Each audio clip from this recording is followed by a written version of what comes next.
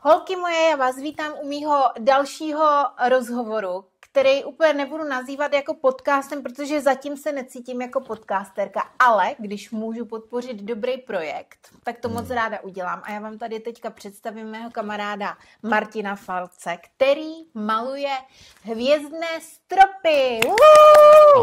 Ahoj Lucko. Ahoj Marťo. Ahoj všem. Každopádně k tomu chci říct, že ono se řekne hvězdný strop. On si pod tím jako dokáže každý představit cokoliv a myslím si, že v první chvíli to, co máme všichni zajetý už někdy z dob převratu, jsou plastové hvězdičky. Přesně, a to je... A takový to, když přijde, řeknu, já dělám hvězdné stropy, tak přesně tím, že člověk nemá představu úplně, co to je, tak se jako hrozně těžce těm lidem jako předává ta informace, nebo co to vlastně je. Já vám to samozřejmě ukážu, protože na základě tohohle podcastu ještě vznikne takový vlog, takové video, abyste si dovedli představit, co Marta dělá. Ale on vám to teďka velice rád představí a řekne, co to vlastně je. Super, takže ahoj všem, ahoj Lucko, ještě jednou díky za pozvání. Jsem tady s tebou moc rád a hlavně bych chtěl říct, že vlastně ten pokojíček, který jsem vlastně dneska maloval, tak za prvý, že se poved. Já doufám. Za další dal jsem do toho svoje srdce a všechno to, co umím. A za další mě to strašně moc baví. Je to prostě taková krásná práce, která když baví, tak pak má vlastně ty výsledky, že to potom bude pomáhat a padne to vlastně na tu úrodnou zem. Přesně. Tak, ale zpátky k tomu hvězdnému stropu. Co to vlastně je? Jsou to ruční malby. Všechno se to maluje ručně, štětcemi. Je to opravdu čistá, precizní prácička přímo na ten strop, který si klient vybere. To znamená nejčastěji dětský pokoj, ložnice, ať jsou to rovný stropy, skosy, šikminy, hotely, prostě kdykoliv vlastně nějaký strop a měl by to tam využití, tak ta noční obloha, tak ta se tam dá krásně namalovat. Tak, jak jsi to řekl přesně, ty tvoříš vlastně hvězdnou noční oblohu. Přesně tak. Která ale není z plastových hvězdiček. Ano. Ale která je ze speciálních barev. Ano. Hele, jsou to ekologické barvy vlastně s přidáním toho svítivého pigmentu, když to řeknu hodně jednoduše.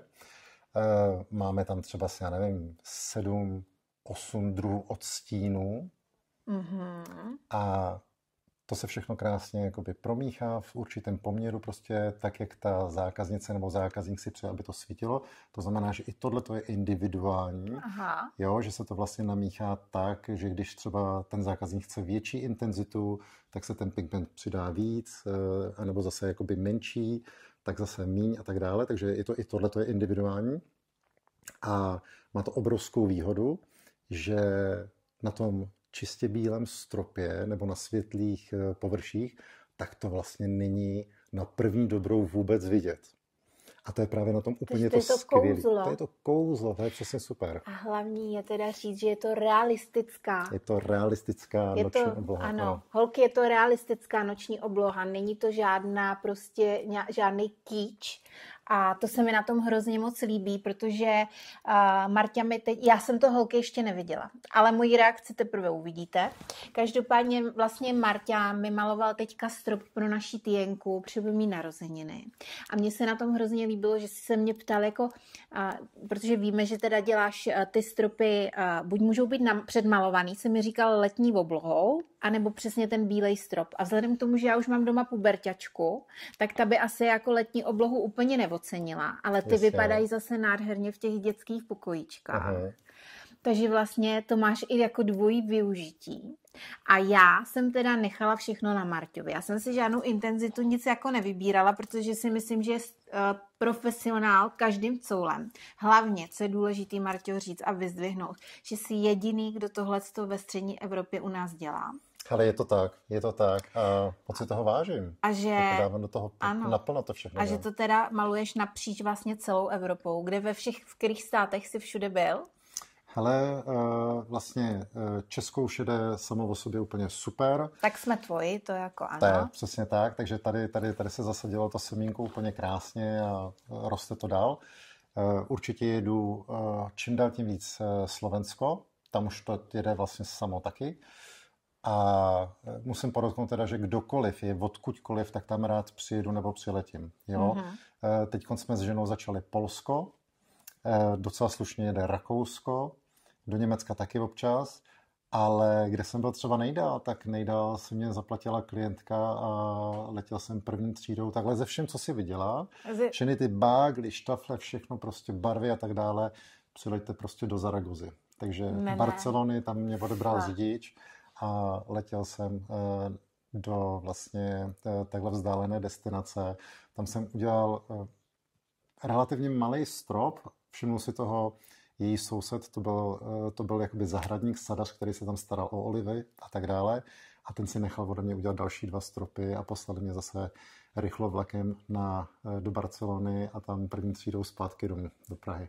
Tak to jsou ale i neuvěřitelné příběhy. Úplně ale máš spočítaný, jako na kolik těch stropů si udělal v životě? Hele, už to dělám 14 let, takže 14 let mám jakože zkušenosti. Fakt jsem viděl kde co, i to, co jsem třeba vidět nemusel nebo nechtěl. A mám za sebou nějakých 1130 třeba realizací určitě už. To je neskutečný. No. Hlavně ty tvoje ruce, jako když si představíte, že opravdu jako maluje realistickou oblohu. Jo, je to tak. No. To je mazec. To je přesně, že tě přerušuju teď konc. Já tohleto vlastně to realistické, já to musím vyzdvihnout, jo. Protože samozřejmě jakoby pro ty děti to maluju tak, aby ten vesmír, aby byl pochopitelný, ale aby se z toho i to dítě dokázalo něco naučit. Ale oni ty hvězdné stropy nejsou jenom pro děti, jako jo. Ono hodně si to objednávají právě dospělí do svých ložnic, do těch hotelů a tak dále. Právě pro tu realističnost a to, že to není vidět na těch stropech, protože ty si nechceš jako zkazit dekor tvý krásné ložnice něčím, co tam bude vidět, nebo nalepin, nebo tohleto. A tím, že to není vidět a je to precizní ruční malba, která vlastně má ty souhvězdí a ty znamení zvěrokrů na těch správných místech, jak doopravdy na té obloze jsou v den té realizace. Budeš tam i vlastně, budou tam i ty váhy, kterých jsi narozená, ano. Je tam vlastně tvůj chlav, bík, že jo, a Tynka, ta tam má toho střelce.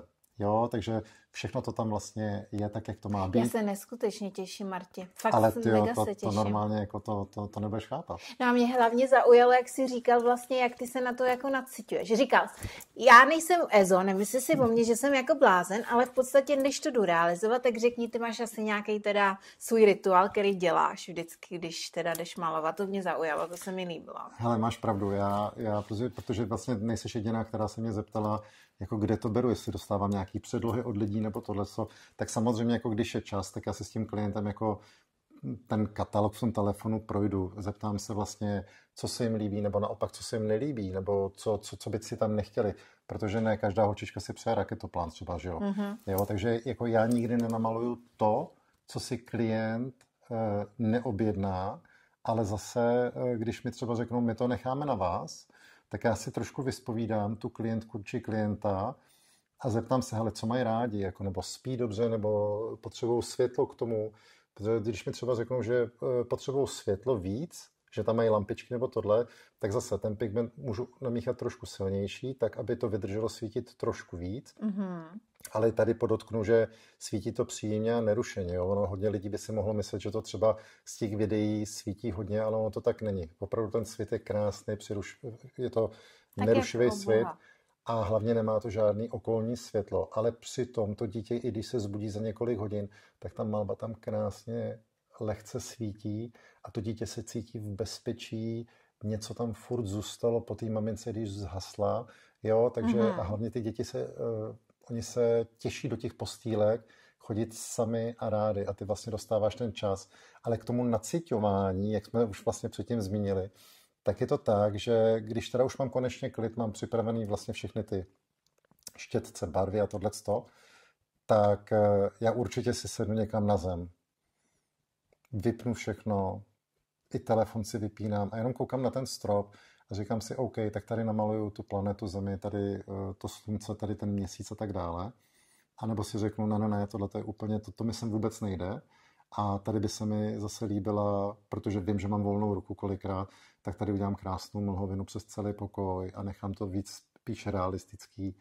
Ale, jak jsem ti třeba říkal, že Tinka, ta tam bude mít tu klidovou zónu, aby tam právě nekoukala do toho měsíce, který by svítil třeba přímo nad ní, tak dbám na tu klidovou zónu, aby to dítě ho to nerušilo třeba.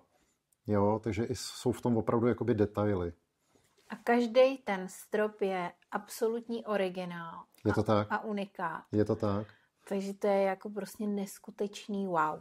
Je to tak? Já se hrozně těším, až přijedeme domů, protože já se možná těším víc než naše malá, která ona o tom teda ví, to jsme jí museli říct, že jo, ale já jsem taky zvědavá, co na to jako bude říkat. A přesně jak jsi říkal, ono to není jenom pro děti, je to i pro dospělé, tvoje realizace jsou v některých i hotelech. Určitě. Já si myslím, že to je jako super i jako pro relax. Jako kdo se nerad dívá na noční oblohu? Ale já myslím, že všichni. Já myslím, že všichni A jako... oni totiž lidi ale začali být tak trošku podle mě líní, víš, jako nechat ten telefon doma a jít se na půl hodiny projít mimo svůj domov a opravdu si sednout jakoby na deku a jen tak si povídat témata, který nemají dořešený a dívat se prostě, hledat ten Orion a tak dále.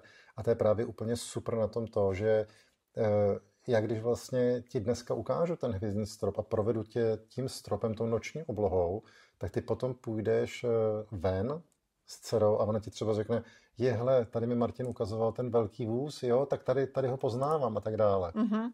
Takže jo? Je to i naučný ve finále. Je to určitě, na 100%.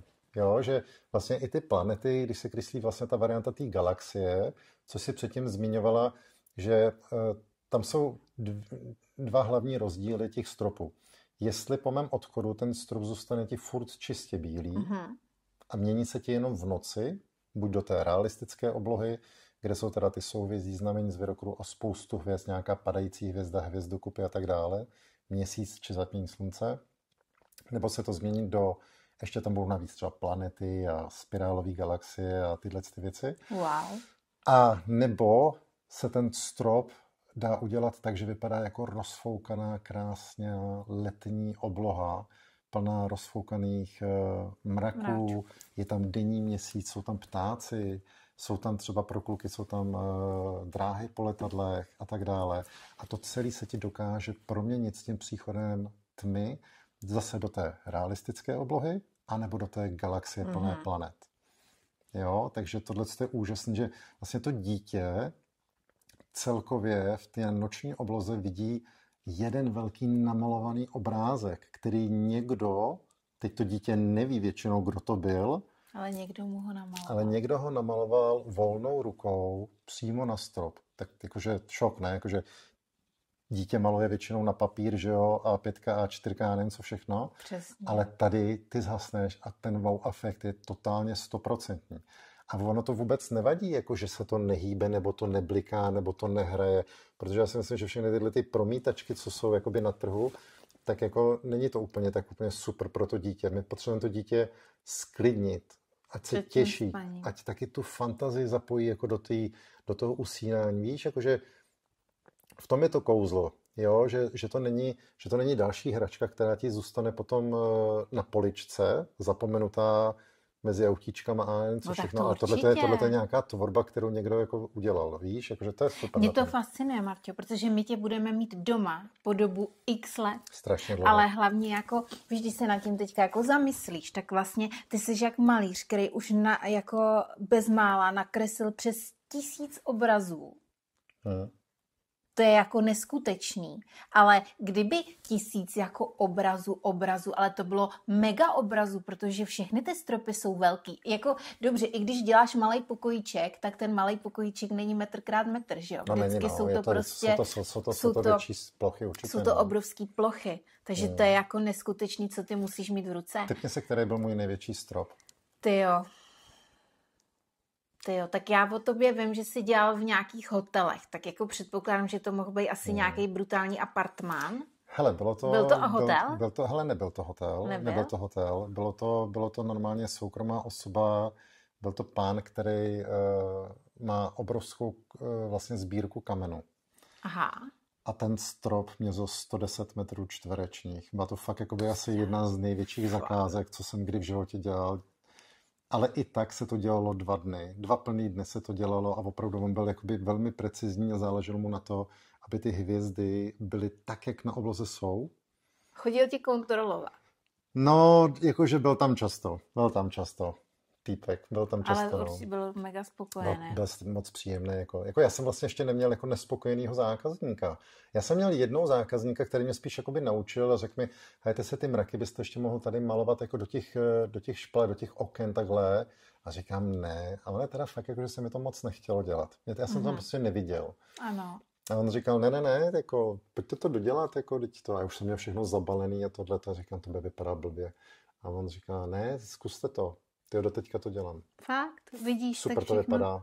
Já jsem mu i poděkoval. No teď tak to je pecka. No. Ne, tak není nad to mít jako jenom samou pozitivní zkušenost s klientama. Takže máš unikátní produkt a máš super lidi, který v podstatě se na tebe, jak my to říkáme u nás jako na Dablu, že prostě potřebujeme ty zákazníky, který mají s náma tu stejnou energii, kde se to prostě krásně potká.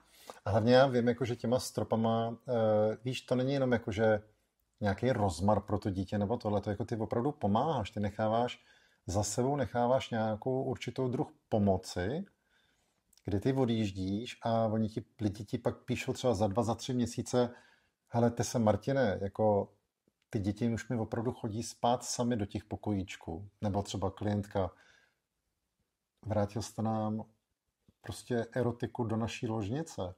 Jako tato tu jsem dostal SMS třeba. Tak to je ale krásný. To je boží, jako, to je úplně to, jako úplně husí kůži, jako, že opravdu jako ta zpětná vazba těch klientů tam je a oni ti poděkujou víceméně ten týž den, anebo ti za půl roku klidně ti tohleto napíšou, to je úplně úžasný. Tak jako. je to nezapomenutelný, víš? A unikátní na tom je, že v podstatě vlastně to děláš jenom ty. Víš, že to děláš sám, že to... Holky, je to tak neskutečný jako produkt a fascinující o tom, že prostě máte tady jedinýho člověka ve střední Evropě, který to dělá svýma vlastníma rukama. Nemá žádnýho pomocníka. A já si říkám, Marťo, když to rozjedem a budou všichni chtít hvězdný stropy, jak to zvládneš? A on řekne prostě, že to zvládne. Ta dnešní realizace našeho pokojíčku, který měl zhruba, kolik my máme? 14 metrů čtvereční máte. Tak ti časově vyšla? Když odečteme ten pokecraní, ano. Tak jsem vlezl na štafle třeba, já nevím, kolem 9. Ty jsi odjížděl kolem 9. Tomu? A volal jsem tě kvůli vysavači kolem 2. Jo, cca. Takže kolik? 4? Dejme tomu 4 hodiny plný práce, dejme tomu 4,5 hodiny. No, to je jako neskutečný. Ještě si po sobě uklidil, jo. A tohle je právě super, že jakože vůbec se nemusíte nikdo bát, jako jo, že by tam byl nějaký nepořádek. Tohle je obrovská výhoda těch maleb. Že to není taková ta klasická malířina. A já teď opravdu jakoby všem malířům nechci absolutně šát do svědomí. Znám malíře, kteří jsou fakt jakoby totální bordeláři a nechají to na těch zákaznicích si to uklidit a proto vlastně se nám nechce malovat jako každou chvíli. A pak jsou zase malíři, kteří to po sobě jakože opravdu krásně uklidí a tak dále. Takže jakože nic nikomu, jo. Máme taky zkušenost. Ale co se týče mě, tak tohle je právě tak krásně čistá, precizní práce, která je jenom na ten tvůj strop nebo na tu šikminu. Všechno si přikryju. Ale to je jenom kvůli tomu, ne, že by mi to kapalo nebo tak dále, ale já se chráním, že kdyby se mi občas prostě rozleje barva. Přestane se. Jo, že malý kelímek se mi rozleje, prostě já nechci, aby ti svítila postel nebo koberec drahý nebo takhle. A i když jsem pojištěný, tak jako spíš je to tak, že já mám potom zdržení, že musím něco čistit nebo vysvětlovat klientovi. Takže jenom tak si všechno přikryju a pohoda. Ale za mě jako 100% profesionální přístup a i přesto, že jsme kamarádi, tak ale prostě Marťa ráno dojel přesně na čas, jak jsme se domluvili, to jsem úplně koukala, protože já sama s tím mám jako občas problémy, ale krásně si to všechno celý jako nachystal, dovez si úplně všechno a v podstatě o něm vůbec nevíte a ještě vám po sobě uklidí a přitom to ještě vůbec jako nedělá nepořádek. Já jsem nesmírně zvědavá, jak to tam vypadá, takže já se těším, až po našem rozhovoru pojedeme domů. A Já bych chtěla holkám, protože já se snažím vždycky mít ty moje rozhovory autentický a takový, aby toho člověka poznali, aby tě poznali jako člověka, protože Okay. samozřejmě ano, náš rozhovor je v uvozovkách reklama, ale Marťo, jak ses vůbec k tomuhle dostal? Pojď nám říct nějak trošičku tvůj příběh. Hele, dobrý. Tak kdysi dávno byl jsem v Irsku, strašně dlouho jsem byl se svým kamarádem jako v Irsku. Já mám hotelovku, jsem ještě vyučený truhlář, ale už v tom Irsku, tak já jsem cítil, že až se vrátím domů, tak pokud to teda nebude svoje restaurace nebo nějaký dobrý bistro, tak chci dělat určitě něco sám pro sebe, jakože nechci dělat někomu jakoby svojí prací peníze. Prostě si nechtěl pracovat v nějakém korporátu. No, korporát vůbec ne. A chtěl jsem hlavně vidět za sebou nějakou práci, která by tím lidem pomohla. Jo, protože dělám i charity. Jednou za rok vždycky vymaluju 1 až 2 dětský pokoje, nebo tuhle jsem maloval i odchozí pokoje v Karlových Varech v domově seniorů. Mm-hmm. Takže i takovýhle jakoby věci dělám. A to je to, co mě vlastně naplňuje při této práci normálně mezi rodinnými domama a ložnici do dětských pokojů a tak dále, tak dělám i tyhle věci a to už tenkrát jsem věděl, že chci dělat. Jo, prostě aby za mnou byla vidět nějaká odvedená práce, která bude pomáhat. No a tenkrát za mnou přišel kamarád s počítačem a říká, tyjo, hele Martine, podívej se tady na to, tady nějaký prostě Kanaďan tady dělá polární záře a tam byl prostě obrázek, jak má masku a maluje fosforem a tohleto. Mm-hmm. A já říkám, ty Honzo, tohle je úplně super, ale jakože long story short, jo. Říkám, ty představ si, kdyby jsem měl tu barvu, jako jo, tak jako kdyby jsme dělali ty hvězdní stropy a tak dále. No, tak se to nějak, jakože takhle nějak to šlo, jakože nějak se to vytrácelo, ten nápad a tohleto, ale já jsem opravdu potom šel a začal jsem schánět, jestli to někdo vůbec dělá a tak dále. Objevil jsem nějaký kontakty prostě v Anglii a já jsem řekl, že prostě ty barvy musím mít a že musím se to naučit a dokonce ten člověk, který tam byl, tak ten dělal vlastně už jakoby prvopočátek takovýhle hvězdní stropu, ale neměl to ještě tak... Jako v té Anglii, ten člověk, co měl tyhle ty barvy. Ano. A on byl taky ale unikátní, on to taky dělal sám tenkrát. Aha. Víš, jakože tak. No a já jsem to know-how prostě řekl, já prostě musím jako to, tak jsem za ním letěl a to know-how se koupilo. Byl to problém, protože on to nechtěl prodat a já jsem hlavně si řekl prostě, že to je něco tak fantastického, že to prostě potřebuju. Ten člověk už jako neexistuje, takže víceméně jsem opravdu sám, ale hodně jsem se od něj naučil a to jsem celý vlastně přivezl zpátky potom do Irska. Tam jsem si udělal prvních pár klientů, dostal se vlastně do rádia, do novin a tak dále, takže tam se rozbíhaly jakoby ty první zakázky. Takže ty jsi začal v podstatě úplně jako jinde. Jo, v Irsku. Ano. V Irsku si začal. Tam jsem si založil živnost normálně jako na tohle. No jasně, no. A který rok to byl? A to byl nějaký rok 2010, tuším, 9, něco takového. No, říkal jsi 14 let, že to děláš. No. Takže tam probíhaly vlastně první zkouškový stropy, a vůbec první nějaký outflow s marketingem tam proběhlo už a takovýhle. A tam jsem začínal cítit, jako, že to chci dělat vážně a když jsem viděl všechny ty reakce těch lidí, když se zhasne a tohle, to říkám, hele, to je ono, to je prostě, to je super. Ty jsi v podstatě měl hotelovku a ty jsi uměl jako malovat, nebo jako představu, jak se namaluje jako hvězdný strop. Mě dáš pastelky a budu to mít jak dítě v první třídě. Jasný, chápu. Co se týče vůbec jakoby toho malování, tak tím, že jsem vyučený truhlář a měl jsem nějaké jako zkušenosti s povrchovými úpravami, což mi bavilo nejvíc, tak ke štětce jsem neměl tak úplně daleko, takže to mě bavilo. No, ale samozřejmě naučit se nějaký základy noční oblohy, vesmíru a tak dále, tak to už jsem si samozřejmě musel jako trošičku pogooglit. Ale teď si představ, jako, že tenkrát ještě nebyla ta doba rychlého internetu, kde zmačneš enter a všechno máš jak na dlani. Jo? Dneska už máš, že jo, umělou inteligenci a takhle, která ti hodně napoví, pošle ti obrázky. Můžeš je přemalovat. Můžeš to skoro jako takhle udělat.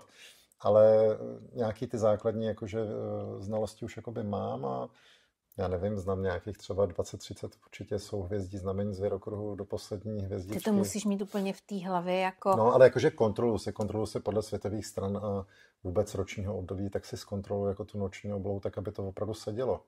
No ale i tak, jako to musí být jako brutální. Takže ty jsi začal v Irsku. Já jsem začal v Irsku, ano. No a když jsi to teda dovez do Česka? Hele, no prostě 15 let zpátky se začaly vlastně jakoby tady, no, 14-15 let zpátky vlastně se to začalo dělat tady. Jenomže se, ale zase, jo, je potřeba říct ty trošku... začátky, pojď říct ty začátky. To začalo, ale víš co, jako ty si představ, jako, že já jsem žil nějakých 11-12 let v Irsku. Jsi zvyklá kompletně na jinou mentalitu, než je tady v Čechách. Já jsem nevěděl, kolik tady stojí mlíko, máslo, nic, jako, a teď najednou máš velký návrat. A teď vlastně já jsem tam do toho potkal svou ženu, která je Polka, takže to bylo taky takový zajímavý, ale všichni jsme tomu věřili, jako, že to půjde tady, takže jsme se zabalili, jeli jsme do Čech a teď tady, že jo, jakože neměl jsem sociální sítě, neměl jsem peníze na reklamy, nic a teď jako jediný reklamy tak existovaly v časopisech, že jo, v Mamince třeba, nebo já nevím, v těchto časákách, ale to byly brutálně drahé reklamy, jako to byly odstavečky za 50-60 tisíc na tu dobu, jako teď si to vem, jako co to je za peníze, jako tenkrát. Tak jako i tak. A to se nedostala jakože na první, druhou stránku, jako to si byla na straně 73. To už si čteš tam někde, no víš co, jasně. To je než na pro toaletě, jako, ano, jo, přesně, jakože, jo, ale až třeba koupíš pondělí a to si přečteš až ve čtvrtek. Přesně tak. No, takže vlastně takhle se to začalo, že jsem to vzal do Prahy a opravdu normálně tou základní cestou. Letáky se tiskly, obcházel jsem dětský hřiště, oslovoval jsem maminky jak blázen, což mě tak nevadilo, jakože, ale ne, jako tak musela se nějak začít, no jo, musela si komunikovat. To je jasný. Jo, na reklamu nebylo, takže nějak takhle. No a byl jsem vděčný za každý strop, já jsem měl polepený auto, takže já jsem jezdil normálně každý ráno, si to představ, že jsem schválně jezdil do Kolon na Nuselský most a tam jsem popojížděl 2 hodiny tam a zpátky a večer to samý, zpátky do Kolon. To byla moje jakoby práce, jezdit v kolonách, jo, no a pak najednou třeba dostala si zakázku do Ostravy. Protože si tě všimli v Koloně. Protože si tě všimli někde v Koloně. Tak to je ale jako... Kolik metrů čtverečních vám budu malovat? No, já nevím, ten pokojíček je malinký, 8 metrů čtvereční. No, tak jedu. Teď vy za to nemůžete, že máte prostě 8metrový pokoj, jako prostě v panelovém domě jsou 8metrový pokoje, stropy, že jo, takže normálně se jelo tam a zpátky, to jsem ještě tenkrát neúčtoval dopravu, protože to jsem byl tak strašně rád, že vůbec mám nějakou zakázku, jako. No tady je potřeba taky říct, že Marťa jako dlouhou dobu to měl za velmi lidovou cenu. No to bylo teda jako... Ale to je jako neskutečný, totiž jako z toho biznisového hlediska, že vlastně, když člověk dělá něco, co miluje a čemu jako věří, takže to vlastně primárně na začátku, no vlastně ani ne na konci, ale že jako opravdu prostě to neděláš pro ty peníze. Jo, že vlastně si byl ochoten prostě i za jakoby to minimum, protože dělá to sám jedinej v celé Evropě a prostě opravdu si to měl za mega lidový ceny. Dneska už tomu tak není, protože Martě je na roztrhání. Takže já si strašně vážím toho, že si mě tady nacpal do toho svýho programu. Ale ty to říkáš správně, jo, ale taky já už jsem si konečně i začal jakoby vážit těch zkušeností, jo, že to člověk už konečně musí taky trošičku sám sebe ocenit sebe, ano. A všechny ty zkušenosti, to ježdění v autě, protože ono to není jako legrace, když se ti zavolá tamhle někdo z půlky Polska, tak ty lidi si kolikrát myslí, jako, že dobrý, tak zaplatí za strop, ale ta doprava, a ty když jim řekneš nějakou dopravu, a to hodně beru třeba opravdu tak, jakože za naftu, tak oni ti kolikrát řeknou, vy jste se snad zbláznil, ne? A já říkám, no ale teď to je ten čas, který k vám jedu, jako teď já k vám jedu 7 hodin, jako. Jo, musíš si vzít hotel kolikrát, jakože ve většině případů si beru hotel a taky už nechceš bydlet jakože v Umakartu. No ano. Jo, že prostě chceš bydlet hezky, jako zasloužíš si bydlet hezky, že jo, takže No Marti, za ty léta zkušeností a vůbec toho, jak unikátní ta tvoje práce je a vůbec, že to není jenom rozmar, že opravdu to je věc, která pomáhá dětem, pomáhá dospělým, pomáhá maminkám, nemluví o tom, že ty prostě přesně, jak říkáš, děláš ještě charitativní činnost, takže jako je spoustu stropů, který si namaloval lidem v rámci charity zdarma. Určitě. Že? Takže jako prostě člověk se musí umět ocenit a my jakožto spolužáci uděláme reklamu Double Akademie, jasně. Tak samozřejmě jsme se naučili se jako ocenit, což je na tom naprosto skvělý. Určitě. Takže já jsem jako vůbec z toho tvýho příběhu absolutně nadšená. A hrozně se mi líbí, že taky nikomu nic nespadlo prostě do klína, že prostě jsme museli po těch schodech takhle vyjít do toho patra, že jsme to nepřeskočili, to schodiště a že vlastně si člověk fakt jako projde úplně vším, až dojde na ten pomyslný vrchol. Kde vidíš další, ale? Kde vidíš další, ano, kde pokračujeme dál a proto taky vznikne dneska tady tohleto povídání, protože potřebujeme to dostat do podvědomí lidí, že tady existuje něco jakožto jsou hvězdné stropy, ale že to není žádná kýčovitá malba, ale že si opravdu můžete dovolit mít doma na stropě realistickou noční oblohu, která může pomoct vám anebo vašim dětem s lepším usínáním. Která je dělaná ručně, precizně a čistě a nejsou to napínané stropy a nejsou to žádná optická vlákna, která já to vždycky říkám, mě to takhle připomíná někde v pánských klubech, víš, jakože, že tohle je něco tak krásně decentního a luxusního, ale zároveň, že si to ty lidi můžou dovolit. A ty ještě se vlastně zmíním těch hotelech, jo. Já nevím, ty když vlastně jste v hotelu, s Mílou třeba, nebo s kýmkoliv, ale tak když spíš na kvalitní posteli, tak je to cítit, víš, jakože kvalitní madrace si myslím, jakože v každém hotelu nebo penzionu, tak si říkám, jakože wow, mají super madraci, mají příjemný povlečení mysli na zimu, léto a tak dále, mají to vychytaný. Plus, když jdeš dolů potom na snídani, tak už jakože, když platíš tu cenu a všechno, tak jakoby počítáš s tím, že už je to takový standard se dobře najíst, dobře vyspat. Ale co tě překvapí, když od toho hotelu dostaneš jako host něco, co nečekáš navíc zadarmo. No jako, hele. Že to je super, ne? No ne, je to pecka. Jo? Jako pokud tady, kdybych já přišla do hotelu a v podstatě já, než jsem poznala tebe, a já věřím tomu, že spoustu našich divaček vůbec si nedovede představit, co to hvězdný strop je, ale já vám to tady jako potom nazdílím, jo. Ale protože já jsem to vlastně neznala. Já jsem si, hele, ty když jsi přišel úplně na rovinu, že jo, my jsme se potkali na naší konferenci a řekneš, no já jsem Martin Falz, já dělám hvězdný stropy.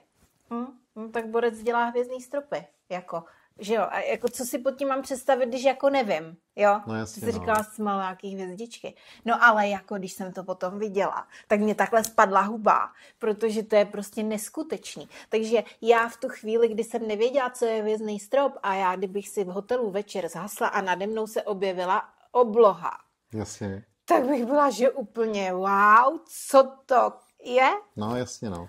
A to je právě to, že tím, že to není vidět. A to jsou i ty stropech, reakce, řekni. Jo, no, jako byste viděli reakce jako lidí, jakože fakt jsou sprostý ty lidi, jako, ale tak hezky. Že oni jsou šokovaný, hezky, jo. Jakože v dobrém slova smyslu. A super je, že třeba ženský, že jo, poporodní blues, tak oni se vám úplně rozpláčou a vy nevidíte v té tmě, protože vlastně svítí jenom ten strop, krásně příjemně nerušeně svítí. A teď je tam kolikrát jakože ticho, ne? Si říkám, tyjo, se jim to nelíbí teď kolikrát, ne? Jakože, a teď ne, oni pláčou. Ty lidi nemají pláčou štěstím. Jako to je úplně... Jaký máš z toho pocit? Skvělý, pomáhá. Taky se ti chce plakat. No jasně, seš na mě jako z toho potom... No hele, jedny, protože tady v tomhle je ta naše práce trošku podobná. Protože já to mám stejný s těma mýma klientkama, kterým já nasadím na hlavu vlasy, který oni nemají, že jo? Jasně. A oni mi tady začnou objímat a začnou taky plakat, tak já jsem taky dojatá. A to je právě ta pomoc, jako jo, že ty najednou máš jako možnost, nějakou hodnotu sebou neseš, kterou děláš ty a můžeš to těm lidem předat a to je asi nejvíc, jako. Samozřejmě ty finance, nebudeme si nic říkat, prostě člověk potřebuje se jako nějak živit, ale jako když máte k tomu ještě tu emoci toho člověka pozitivní, tak to je úplně jako nejvíc. A pozitivní, i když řeknou, to je dobrý. No, je to tak. Ale tady ještě třeba jakoby pro ženský, jo. Co mají ženský vlastně nejvíc strach z toho úklidu, jako to opravdu je to úplně čistonká práce, jako. No tak já jsem se o tom přesvědčila. Jakože to není nic, jakože ty, když si fakt potřebuješ malíře kolikrát, tak si řekneš, tyjo, to zboje na 3 dny, tyjo, víš co, všechno stěhovat tohle. A teď ty vlastně přijdeš a já mám úplně největší radost z klientů, kteří už mě třeba sledují dlouho, a mají ty reference přečtený, jsou nakoukaný jako z těch sociálních sítí. Takže už víc co čekat. Takže kolikrát já mám prostě normálně klíč pod květináčem. Nebo mi lidi odevírají přes mobil tamhle ze Španělska, dostávám se do jejich garáže, procházíš kolem luxusních aut, bereš si vodu, to, co ti řeknou, připravej a ty jdeš normálně k ním do ložnice a normálně v totální diskrétnosti uděláš svoji zakázku, nafilmuješ prostě video, který posíláš jenom jim a víš, jako, že si vážím moc týhle důvěry, jako, to je úplně super, jako. Víš, jako, že to znamená, že ty lidi nemusí být ani vůbec přítomný doma a pokud mi věří, a doufám, že mi věří a že to je všechno v pohodě. To doma vlastně, všechno zkontroluješ. Tak je to. No, okay. ne, na tom to bylo právě skvělý. Máš tam možná jakoby líp vyluxováno, než jsi tam měla. Jako. Ne, na to se těším, no, teda to potom bez kontrolu. Ne, já jsem byla opravdu překvapená, když jsme se s Marťou domlouvali, já mu říkám, Martě, a tak jak ti to máme nachystat, tak máme to celý vyklidit, nebo nějaký igelity, protože já jsem taky neměla tu jako představu úplně přesně, jak to chodí, když vím, že jsi byl u Anetky, škoda, že tady dneska není, ta by vám mohla říct už realitu toho, že to viděla. Já jsem to zatím viděla, holky, jenom jako na videích, na prezentaci, takže jako já nějakou představu mám, ale stejně ti každý řekne, že dokud to nevidíš jako na vlastní oči, tak se to úplně jako nedá se to... To ti vlastně jako kdyby řekne každý, že se to nedá uchopit, jako dokud to nevidíš. Jo, a ty lidi jsou překvapení, že naživo to opravdu je jako, to je jiná show. Budu brečet. 100%. Tak jo. Tak, ale můžeš se mě klidně natočit, jako. No a co bychom ještě k těm stropům řekli? Myslíš, že jsme tak jako řekli všechno v kostce? Hele, říkám, já bych si přál, aby to vlastně lidi vzali jako vážně, že prostě něco takového tady je, že než koupí nějakou hračku, která bude zapomenuta zase mezi jinými hračkami, tak ať si vzpomenou na tohleto video, nebo ať to dokoukají až sem, a já jim to moc rád přijedu namalovat, ať jsou odkudkoliv. To je skvělá message, protože pravdou je, že co si budeme, my těm našim dětem jako fakt naservírujeme kde co, každou kravinu, jo. Ale přesně jak říkáš, jo, za chvilku to prostě zůstane někde zapomenutý, ale třeba zrovna Tienka má ten strop k narozeninám a on jí to bude zdobit x let, jo. Ne, že se odstěhuje a my si tam pak dáme ložnici a budeme tam bydlet my a budeme na to koukat, budeme mít tady 20 let od Martina prostě nakreslenou hvězdnou. A to mě zajímá. Hele, to mě teďka napadlo. Okay. To tam takhle vydrží třeba fakt 20 let, ty barvy. Určitě ti řeknu, že ano, i když to dělám vlastně nějaký 14. 15. rok, tak jsem si víc než jistý, že to vydrží. Protože se vracím mnohokrát ke klientům, kteří už se stačili třeba 2krát rozvíjet, zase 2krát zvoženit a tohleto. A ty stropy furt vlastně domalovávám, jo, že se zeptám, a tam ten strop ještě furt máte. Jo, ten zůstal tam ženě v tom baráku, co jsem odešel, ale furt to má, ale furt to tam jakoby je a ty děti jsou na to zvyklí, tak to má i vlastně on. To je brutální. A hlavně třeba je dobrý říct, že když se toho fakticky chceš zbavit pro jakýkoliv důvod, že ne, že ti to přestane bavit, ale lidi opravdu mění bydlení, že jo, prostě potřebuješ to dát do nějakého původního stavu. Normálně vemeš barvu a necháš to přemalovat 2 vrstvami bílé barvy nebo nějaké jiné, co ty preferuješ. A je to pryč. Žádný škrábání, žádný nic, jako prostě normálně se to překryje a jedeš dál, což je super. To je trošku škoda, já jsem si představovala, že No to hele, nepřemaluješ. neslyšel jsem ještě, jako, že by se to stalo, tak lidi mi to asi neřeknou, jako jo. Ale podle mě to tak normálně je, jakože když potřebuješ změnit bydlení, tak... Tak prostě se to A zamaluje. nebo to tam necháš pro jinýho. Já si myslím, že když už tam je ten hvězdný strop, že si to tam určitě ty lidi jako nechají. Hele, lidi to třeba kolikrát nechávají si ode mě dělat kvůli tomu, že třeba právě prodávají byt nebo dům a chtějí to tam do té doby, než to prodají. A pak to vidíš prostě, že to má realitka na videích, jako že to prodá vlastně hvězdným stropem a mám na tom přidanou hodnotu. Tak by ti měli dát nějakou jako provizi, ne? Zase s tím, jo, a zase k těm hotelům, jako jo. Teď si vím, že třeba, jak už jsme se bavili o těch madracích, snídaních a tak dále, že tohle to je úplně výborná konkurenční zbraň proti jiným hotelům tak vlastně. To rozhodně. Víš co, ne, jakože to nemusí být v celém hotelu, jo. Uděláš jeden pokoj. Můžou být ty luxusnější apartmány přesně třeba. tak a hlavně hotely kids friendly, tak tam prostě, když jim dáš 1-2 pokoje, tak kam to dítě bude chtít jít příští rok na lyže? No tam, kde byl ten hvězdný strop, protože si to pamatujou, že mají s tím dobrou zkušenost. Ale i ve wellness centrech si to jako dovedu představit, víš? Jo, taky, no. Jakože, hele, hvězdná obloha je v podstatě tak ale jako univerzální jako pohled očí. Jak dětem, tak i dospělým a jako pro relax zónu, jako to neskutečný. Teďkon ještě, jo, když jsme... Nebo romantický pokoje, chápeš? No teďko na to chci navázat, jo. Hele, jsou třeba Valentíny, jsou třeba Vánoce, tyhle ty, jo. A teď, hele, chlapi, jo, nebo žehlejí chlapi průser, nebo ženský žehlejí průser, jo. Prostě, to je prostě dárek jakýkoliv, jo.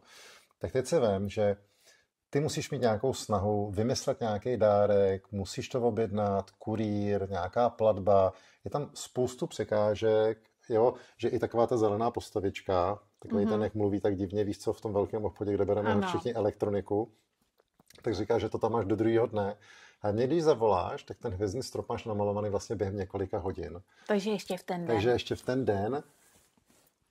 No jo, ale teď abys měl ještě partnerka nebo partner může spát pod hvězdným stropem. A je to ruční malba. Ale právě hodně se stává ta věc, že třeba lidi na mě přijdou a řeknou si, tyjo, Nelinka, nebo Tynka, nebo Filip má zítra narozeniny nebo pozítří. Tyjo, tak ať mi zavolej ty lidi. A já opravdu mám tak skvělý klienty, že vždycky pro tyhle ty výjimky se pokouším úplně mega. Tak řeknu, a já tě znám, že ty jsi takový srdcař, že ty děláš... Já to opravdu většinou jakoby dohodnu, že pokud nejsem jako dobrý, tak pokud nejseš jako v Košicích třeba z Prahy a nemáš tam jako slovenské hvězdné turné, kdy jedu jakoby celý Slovensko a udělám tam 5-6 zakázek. Třeba tomu vždycky říkám moravské hvězdné turné nebo slovenské hvězdné turné a tak dále. Je to krásný. Vždycky připadám, jak když Habera jede, víš, po tom Slovensku. No teď jo, ale tak jako co ne? Takže já opravdu udělám maximum, abych ten strop pro to narozeninový dítě udělal a aby to mělo jako překvápko. Jako. Že i kdyby to mělo být víkend, tak to utrhnu od té rodiny. Hele, a dělal jsi někdy personalizovaný strop? Jakože si vyloženě třeba na něj psal třeba jméno toho dítěte? Ano. A vlastně to jméno bylo napsané z těch hvězdiček, že vypadalo jako souhvězdí. To je pecka. Víš? To je mazec, co se tam dá všecko vymyslet, jo, že? určitě. A od hvězdních válek až po třeba kouzelný víly s hvězdným prachem třeba pro holčičky. No jasně. Tak hele, na co vzpomínáš nejvíc? Co jako ti dalo fakt jako zabrat a na co jsi fakt hrdý? Hele, já prostě nemůžu zapomenout na jednu paní z Ostravy. Já doufám třeba, že se kouká nebo nekouká. To já nevím. Ale já jsem přijel a teď ta místnost, já jsem tam vešel a já jsem normálně absolutně, já jsem nemohl uvěřit svým očím, co to vidím. Jako jo. A normálně ten strop byl černý. A ona říká, pane Falci, dobrý, ne? Jakože ti to nachystali. Jako. Že mi to nachystali, že manžel si dal práci, že to ještě jako v noci jakoby to, že mu to dalo zabrat. A říkám, no, dobrý, no, děkuju, no. Prej nejste moc nadšenej. A říkám, no, to budu muset jako vymalovat do bíla. A on říká, no, ale teď všechny ty fotky máte černý, jako. A říkám, no, noční obloha, no, tak jako, že když se zhasne, že jo, tak jako to. Ne. Takže takhle, no, jakože, takže to byl takovej To byl voříšek. To byl voříšek, který mi teda stál jakože den práce navíc, protože než z černý uděláš zase bílou, tak to je docela voříšek, no. Hele, a jinak, no, ale jinak, co se týče jakoby nejhezčí zakázky, já bych teď určitě jako křivděl asi mnoha lidem, kdybych teď vypíchnul jenom jednoho. Víš co, já mám tak opravdu super klienty, jakože do jednoho. Jakože asi se mi ještě nestalo, nebo stalo se mi, ale já vždycky dostanu, a to i třeba u tebe, jako nebo takhle, tak vždycky dostanu nějakou pozornost ve smyslu káva. A teď konce, jako to není tak, jako že já bych bazíroval na tom, abych já dostal oběd. Jako já naopak vlastně jakoby ten oběd jakoby nechci. Za první mám sváču a za další potřebuji pracovat. Ale když třeba je víkend nebo lidi mají volno a udělají si oběd a řeknou, helejte se, máte volno na oběd? Měl byste časy s náma poobědvat nebo tohleto? Udělala jsem to pro vás ráda. Tak neodmítnu, protože vím, že té hospodince to dalo mnoho práce, dala si s tím záležet. Lidi mi píšou, jestli nejsem alergik na to, anebo tamto. No, myslí na tebe. Myslí na mě, to znamená, že já opravdu si s nima ten oběd dám rád, když je to třeba Morava, Slovensko nebo tohleto, takže s těma lidma trošku prohodíš nějaký slovo, dozvíš se nějaký věci, dozvíš se, jak žijou. Jo, je to krásný, je to super. Víš, jakože, a oni jsou opravdu rádi, že nevědějí tě jenom, protože já jsem zavřený v celou dobu v pokoji, že jo, pak to odevzdám, dostávám peníze, že jo, a tím to končí, ale kolikrát ta rodina je opravdu krásná. Jo, teď se přijdou kouknout ty babičky, dědečkové, protože to v životě neviděli, jo, a třeba dostáváš hned další zakázku, protože podle té reakce oni jim to potom dají třeba na... Jasně. Jo, je to super. No, ale jo, vozím vajíčka, tuhle jsem dal na sítě, že mám rád ty Haribo medvídky, takže zase měsíc jsem dostával od všech dětí, jsem měl připravený Haribo medvídky na stole nebo na jejich postýlce, dostávám obrázky, dostávám samozřejmě slivovice a takhle, mám to doma asi už 4. bednu prostě alkoholu, který jakože... A tak to je krásný. Je to super, My většině dostáváváme s holkama taky. Je to skvělý, tady jako máme 1 100 000 vín a čokolád a to je pecka. Ale jakože vždycky asi úplně nejvíc mě baví to, že dostaneš tu zpětnou vazbu od nich, nebo se někde dočteš, že to je skvělý, že jim to pomohlo. To je asi úplně nejdůležitější, jakože za co vlastně všem děkuju. No.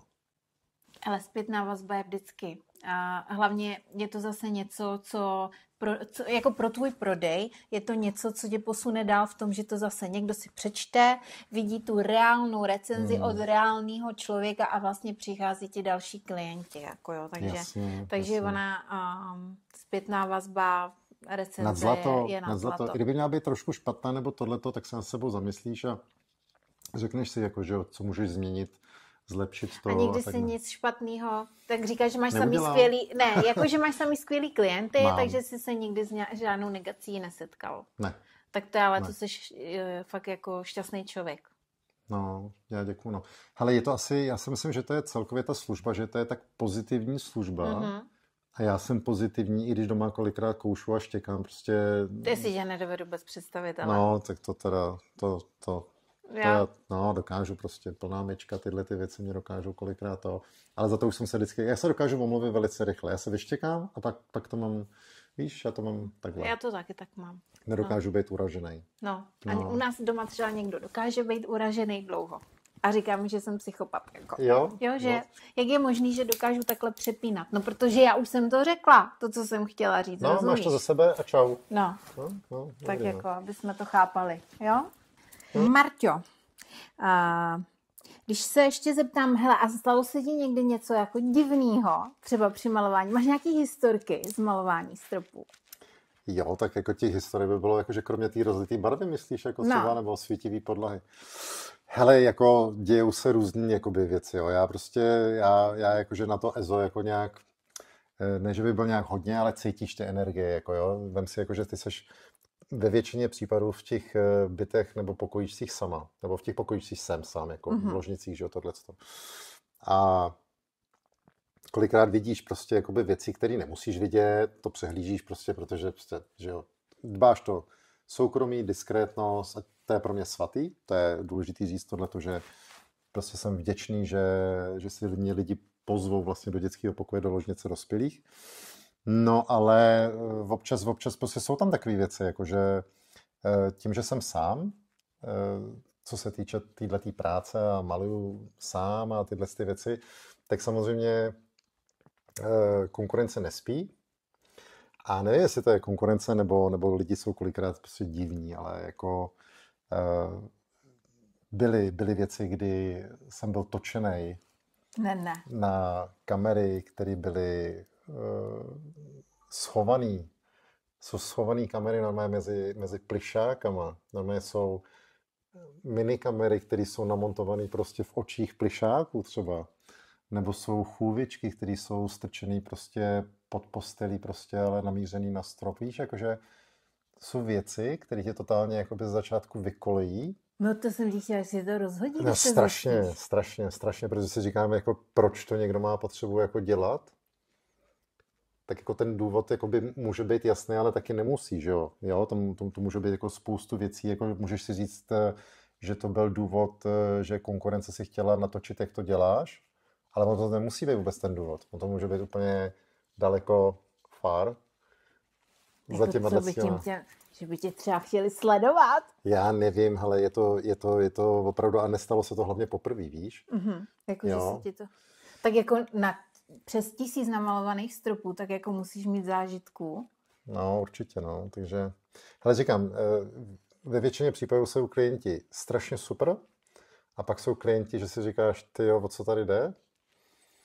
A nechceš vyloženě jako chodit do žádných témat s těma lidma a vyptávat se nebo tohle. To chceš opravdu mít tu zakázku rychle hotovou a odjet. Ale ve finále vždycky to končí nějak pozitivně. Ve finále se z těch lidí ukážou velmi skvělí lidi, jsou a přesně jak se říká na různých networkingách, vlastně nesuď podle prvního dojmu, jako. Jo, že i ten chláp je prostě co je blbě oblečený v tvých očích a vypadá takovej trošičku strašidelně, tak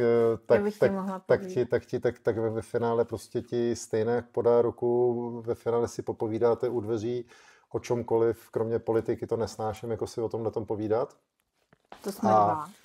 No a najednou se z těch lidí stanou fakt jakoby chytří lidé a mají velký obzory a všechno, ale v těch prvních momentech tak jako je to creepy, no. Jo, takže jsi se i někdy bál. Jo, ano. Že kam jsem to přijel. No. No jako hele, práce s lidma obecně je prostě zajímavá. Důležitý je, že z toho je vždycky jako ten pozitivní výsledek, ale v té konkurenci schopnosti, protože v podstatě vlastně ty jsi sám a máš nějakou konkurenci. Já vždycky říkám tady na tohleto téma, když se mě třeba ptají kámoši nebo tohleto, tak odpovídám tak, že já si nezjišťuji, jestli mám konkurenci nebo ne. Určitě jsou lidi, kteří si koupili někde na eBay, co já vím, někde nějaký svítivý barvy a aby ušetřili nebo to chtěli i třeba zkusit, tak si to udělali v tom dětském pokoji pro to dítě nad postýlku pár teček, jako hele, třeba asi jako kdyby jo, ale v takovémhle rozsahu a v takovéhle, troufám si říct, kvalitě, odevzdanosti k tomu zákazníkovi a hlavně s takovouhle 14letou zkušeností, kdy už mě jakoby málo kdy rozhodí něco, ale i když samozřejmě ano, tak si myslím, že nemám. A ještě pojďme teda k těm barvám jenom. To je taky taková zajímavá vsuvka. Povídej. Ty barvičky. Ty jsou Zajímá. Hele, už mám svoje. Máš svoje vlastně? Mám svoje. Musím jakoby se pochlubit trošičku, že mám svoje barvy už. A je to super, protože zákazník zaplatí samozřejmě o něco méně, ale zaplatí o hodně vyšší kvalitu, protože mě se podařilo se mi konečně si nechat vyrobit na míru takové barvy, které opravdu z 98% neuvidíš na světlém povrchu. Mm-hmm. To znamená, že opravdu ti neskazí dekor tvé ložnice či dětského pokoje.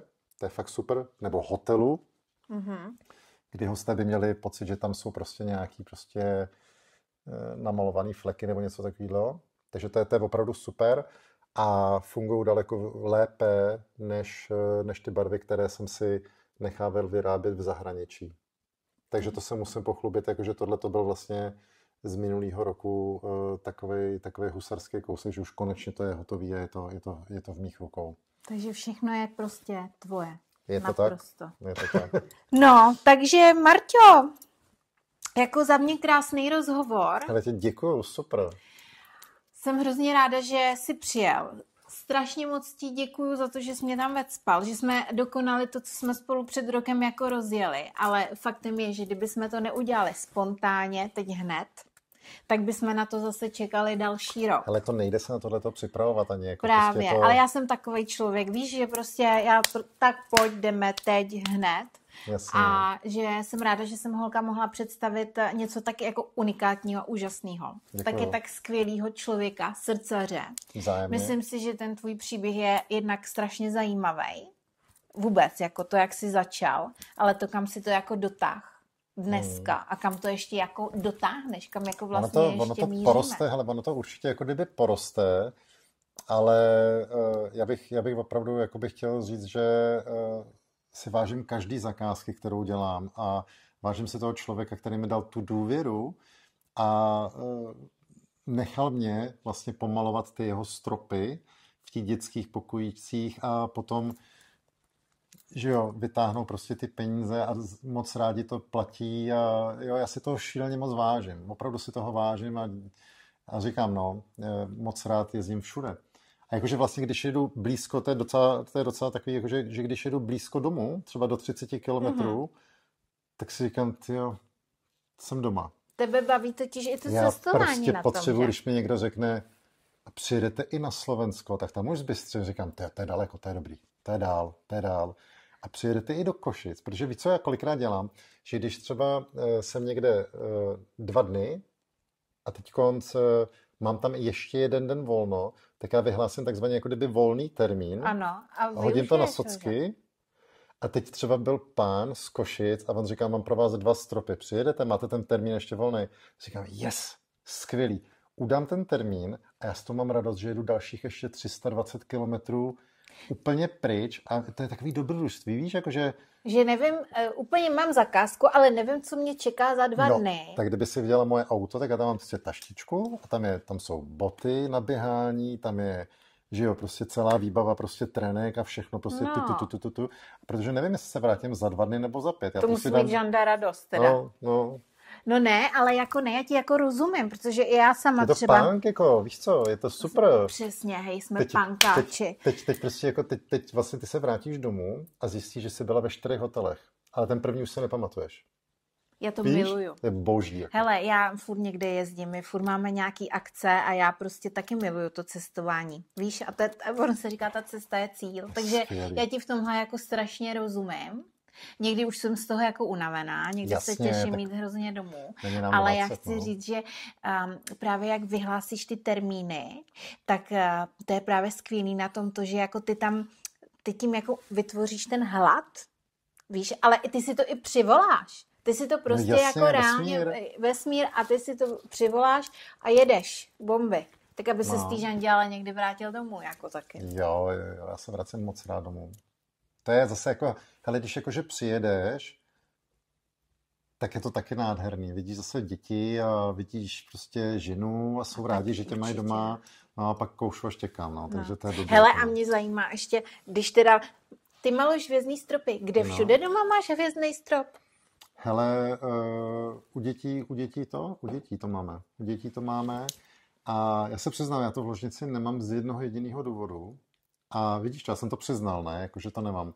Ale je to kvůli tomu, že prostě máme špatně posazený ze stavby světlo. Já ho potřebuju dát zhruba o 10 cm, tam to podmalovat, protože to malíř neudělal. Mm-hmm. Takže až to budu mít vymalovaný. A jak dlouho to vymalováváš? Tak to dostane žena. Tak to dostane žena třeba. Jo? Třeba k Vánocům. A jak dlouho to vymalováváš a posouváš? No. Ale známe své lidi a prostě takhle to je. Totiž kovářova kobyla chodí doma bosa. Já si myslím, že to je normální. Jako, je to důležité je, že to mají no. děti. Hele, děti určitě, tam jsem se jakoby vyřádil samozřejmě, že to mají krásný, ale nemůžu říct, že by to měli ještě hezčí než třeba jakýkoliv jiný hvězdný strop. Já do každého stropu dám úplně 1000% a jedno. A tak No. hlavně každý je originál. A jak jsi říkal sám, tak nevyzdvihneš jeden jediný. Je to tak. Že by to nebylo fér. No. No, takže, hele, my máme 58 minut. 58 minut jsme tady krafali o hvězdných stropech. Ano, 58 minut. To je krásně. Máme rozhovor. Já ti za něj strašně děkuju. Holky, Martin Falc, Hvězdné stropy. Pokud byste si chtěli nechat namalovat strop pro svoje děti, dát ho jako dárek partnerce, partnerovi, nebo vás to jenom zajímá a chcete Babičkám, se podívat, dědečkům, prostě oni to ještě neviděli. tak se podívejte jednak na Marťovy socky. Takže ty Všechny. převážně valíš na TikToku. TikTok, Koukala jsem, že Instač. hodně videí máš i na YouTubeku, že jo?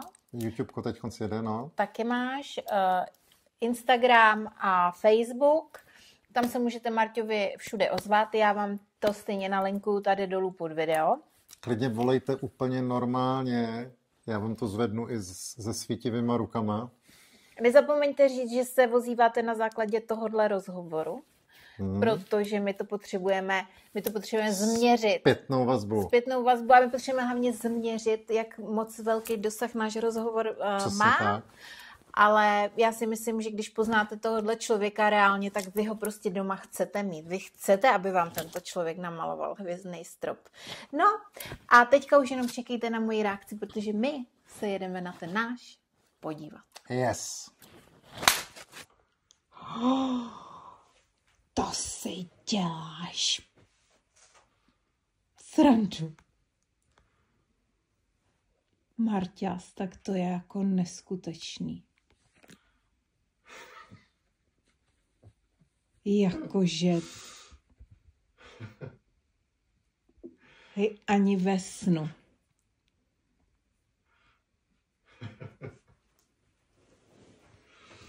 Tak co, madam?